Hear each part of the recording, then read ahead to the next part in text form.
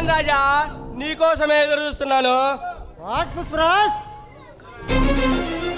త్వరగా రమ్మని కబురు పెట్టావు, ఏంటి విశేషం?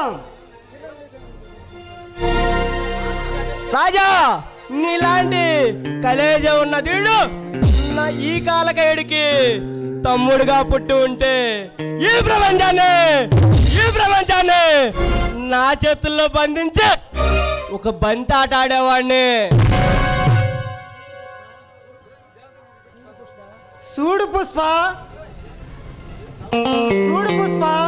రాజ్యాలు వేలాలంటే రాజుగా పుట్టిన అవసరం లేదు. అది మనం పుట్టగానే మన నుదుటిపై రాసి ఉంటుంది. రాజా, ఎప్పటికైనా నాతో తెలుగు ఈ రాక్షస సమాజాన్ని నీ చేతుల్లో పెట్టి నా తర్వాత నిన్ను సమాజానికి సామ్రాజ్యం చేస్తా. ఒకడు కనిపించే కుర్చీ కోసమో, ఒకడు కూర్చున్న స్థానం కోసమో కాదు పుష్ప. ఈ రాజా, ఈ బొబ్బిల రాజా ఈ కథన రంగంలో కాలు పెట్టింది. వాట్ రాజా, పిచ్చివాడిలా మాట్లాడుతావు? ఆఫ్టర్ ఆల్ ఒక సీఎం కుర్చీ కోసం కులాల మధ్య కురుక్షేత్రాన్ని, మతాల మధ్య మారణ హోమాన్ని సృష్టిస్తూ అధికార దాహంతో అందలం ఎక్కుతున్నారు. అలాంటిది నిన్ను కోరి వచ్చిన అదృష్టాన్ని నువ్వే కాలదంటున్నావు. ఒక్కసారి ఆలోచించు రాజా.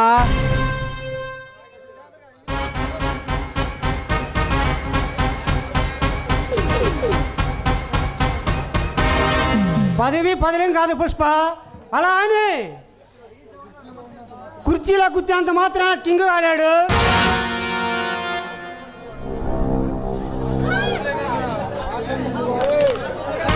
అక్కడ విలువ తెలిసిన వాడు, అన్యాయం జరిగిన వాడు మాత్రమే ఈ చరిత్రలో నిలిచి ఉంటాడు. ఆ చరిత్రకి నిన్ను పరిచయం చేస్తా రాజా. నిన్ను చక్రవర్తిని చేసి ఈ రాక్షస సమాజం మీద నిన్ను కూర్చోబెట్టి నిన్ను సింహాన్ని చేస్తా.